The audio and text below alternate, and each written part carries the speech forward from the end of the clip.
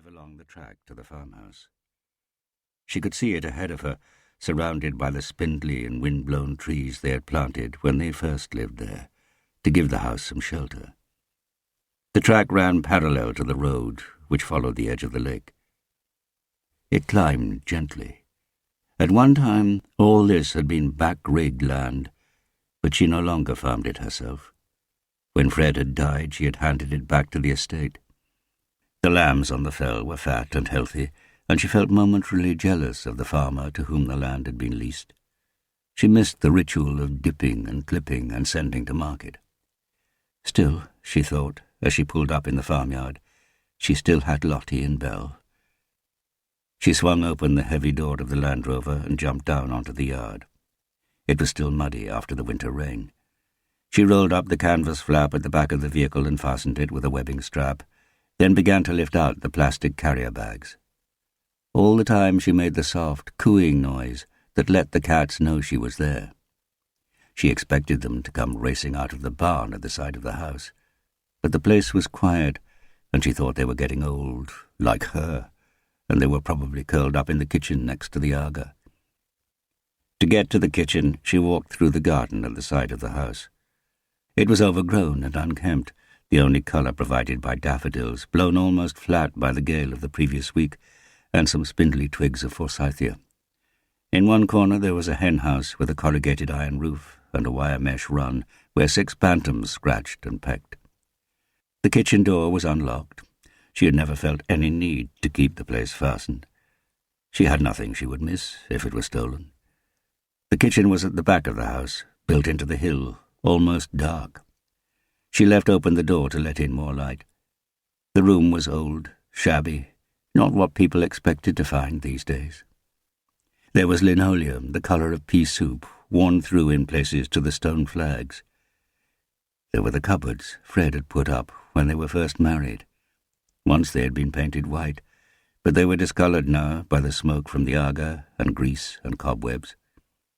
Ursula had stopped taking people into the kitchen. Even her daughter Sally, on her rare visits, was kept firmly in the drawing-room.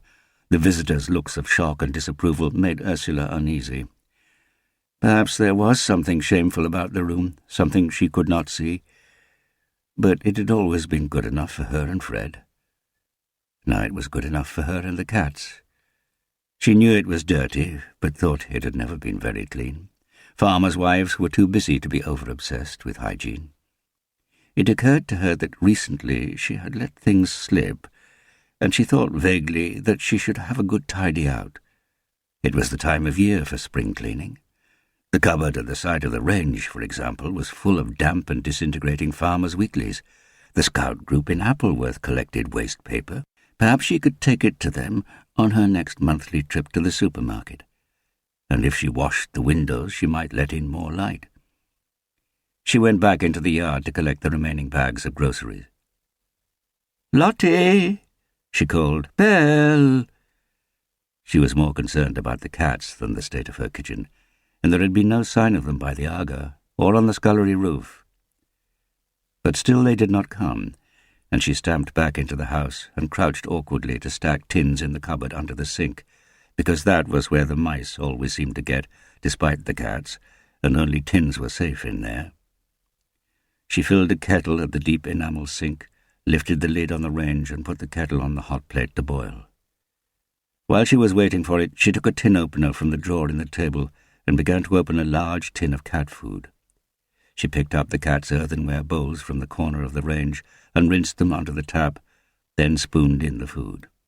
She had chosen their favourite flavour and knew nothing would keep them away now. By the time Ursula made up her mind to go and look for the cats, the light had nearly gone. At first she tried to persuade herself that her anxiety about the animals was foolish. They were hiding, playing some sort of game with her. What harm could they come to here? One might go missing, but together they would be safe. So while she waited for the tea to brew, she put away the rest of her shopping and went to feed the hens their layers' mash. Then she poured out the tea and opened a packet of supermarket biscuits. She sat in the chair by the Aga and must have dozed off, because when she awoke with a start, her tea was cold and the room was almost dark.